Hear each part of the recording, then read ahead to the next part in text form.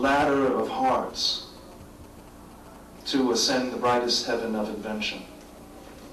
Where no man has gone, the moon, through fluorescent smog, the Hollywood sign, obscure as the San Gabriel's, snow-capped, like the Italian Alps, or Mount Etna, when it's not blazing.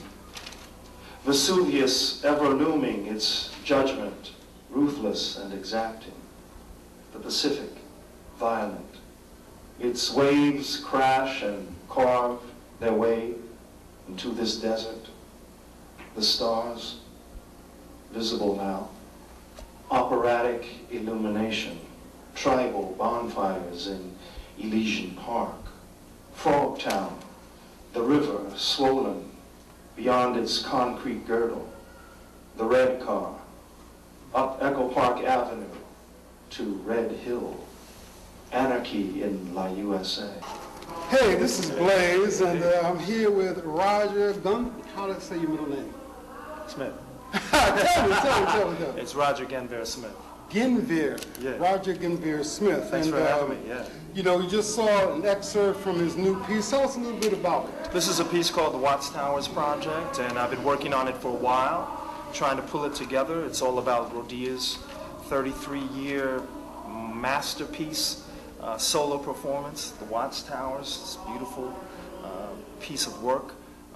I'm focusing on Rodia's work, and I'm also focusing on the history of me and my family here in LA. This is where I grew up. See now, I had a chance to interview this gentleman the other week, and I didn't have any information. So just now, when you dropped that 7/27, I happen to know that's your birthday. That's so right. That was really your story you were telling. Absolutely. Oh, how beautiful. I said, when I heard it, I said, hey, I thought it was just an act, so that was really great. You know, I did a lot of studying on you. I noticed you went to Yale. That's right. And so when you were at Yale, you were going to be a historian or what? That's right. I started studying history there.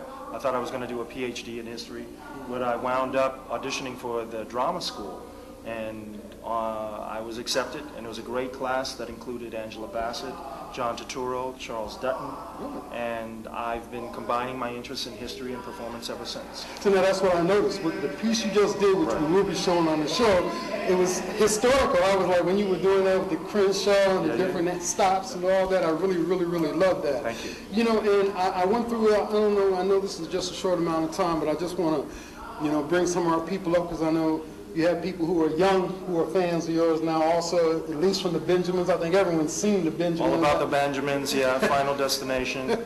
Those are popular with younger audiences. Right, so we want to touch upon some of the other folks and let them know that you also were in School Dads. You have a fantastic relationship with Spike Lee. I understand one of the movies he had, he just asked you make your own role. Tell us a little bit about that. Do the Right Thing, which was a fantastic film. I think it has really proved the test of time. It's still a classic American film. We filmed it in the summer of 1988, and it came out in '89. And I play the character of Smiley. It's a character that I created, a man who walks the streets of Brooklyn selling a personally colorized portrait of Malcolm X shaking hands with Martin Luther King Jr. And I had always seen that picture and been startled by it because of the popular propaganda about these men who were allegedly mortal enemies, and you can see in the flash of that bulb that they had genuine admiration and love for each other. And Spike said, yeah, I think that will work. And we continued to work with that, improvising all the way through to the very end, where Smiley burns down the pizza parlor and puts the picture of Malcolm and Martin up on the ruins of the pizza parlor. It was beautiful. Thank you. See, now I'm a Brooklynite, so there really are people that walk around and seem out of it. When you listen to them, they really enlighten you. It's so amazing. There's so many people like that. And when people started asking me, how'd you come up with that character, I thought about this man that I was talking about in the piece that I did today, who was selling the LA Sentinel on the corner of Western and what we used to call Santa Barbara Avenue. Yeah. And every Thursday, my father would go and get the paper from him, and he would say, thank you very much. And, you know, it obviously made a very big impression on me as a child, and I regurgitated it some years later as the character. Now, you've had some outstanding roles in many shows, and I'm going to make this interview short, but there's so much on you here that I was fascinated by, like King of New York. King of New York, a cult classic with... Was that a turning point in your career, or what? Because there's so many dynamic individuals. It was an interesting exercise with Mr. Christopher Walken. I had just done a play, a Shakespeare actually, Coriolanus, in New York, where I killed Chris 78 times on stage, and then we stepped right into King of New York, a contemporary Shakespeare murder drama, you know. So it was a lot of fun, and Chris is obviously a tremendously talented individual, and I was really happy to work on that with him and create something of, you know, lasting, I think, cult status.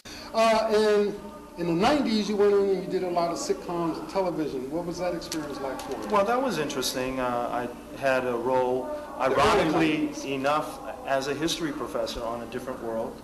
I played a mysterious guy named Miles Christopher. Wait, were those women really that beautiful? Absolutely, and they still are.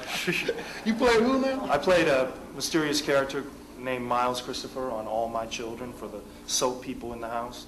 I did a series for HBO called Oz, and most recently I did a series with HBO called K Street, which was completely improvised and directed by Steven Soderbergh, produced by Mr. George Clooney, and it was a fantastic experience working in Washington, D.C. and improvising this basically a 5-hour film that we did in 10 weeks.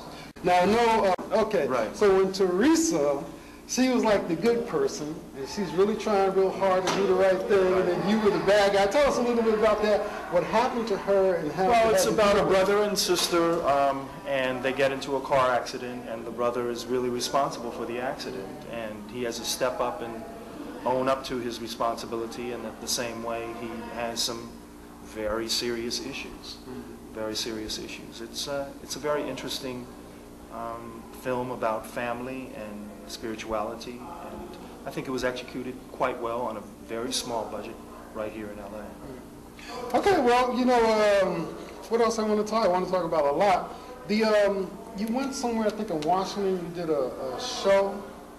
I've done, yes, I did a Huey P. Newton story in Washington, D.C., but of course we filmed the climax of Get on the Bus in Washington, D.C., which was about the Million Man March. I played one of the gentlemen who went from Los Angeles on a bus across country to the march, tried to get to the march, but didn't quite make it. It says here, the note I had here says he was stellar and get on the bus. Well, somebody said stellar. Somebody get on said the that. bus. You know, Spike Lee also assisted you with taking that play that you wrote with Huey P. Newton, and I want to say when I saw it, and when I saw it, I didn't really know Huey P. Newton, but when I saw it, I felt like I knew him perfectly well. Well, good. How interesting. I hope to play, you know, every character with, you know, as a real person. Hopefully you can look at that person and say, I know that person, I know someone like that person. Some people have said that, you know, they see themselves sometimes reflected on stage with what I do on screen. Okay, and the final thing. Yes. Final. Yes. Really final. Yes. The name of the play that's closing tonight? The play that's closing tonight is called Inside the Creole Mafia. Now, when I first met you at the Department of Water and Power, the last day of February of Black History Month, right. You said funds were going to do something particular for Louisiana. Absolutely. Tell us about that and we'll close. We've been with that. doing fundraising since September for Katrina relief. We worked at St. Anselm's Church, we worked at Red Cat in the fall, and we've been at Evidence Room for the last 3 months with Inside the Creole Mafia, working on a special project with Habitat for Humanity. They are building a residential village and performance village for musicians in Louisiana. It's essential that we support the people who make the culture. So many people want to help and support. What is a safe way you think that people can help? Well, I think Habitat for Humanity is doing some good work there, and you know, if you want to contribute in that way, you can, but there are a million different ways of contributing. There are refugees from New Orleans all over this country, particularly here in Los Angeles, and I know that we have opened our hearts and our wallets and our homes in some respects to them. And I would certainly hope that we would continue in that tradition, because that's what we do. We help each other. Thank you very much, you, Blaze. Roger. This is Blaze Out at the California African American Museum on Target Sundays. The first Sunday of every month. Make it a point to be here. You'd be surprised at the people you might meet. Impressions I need, God.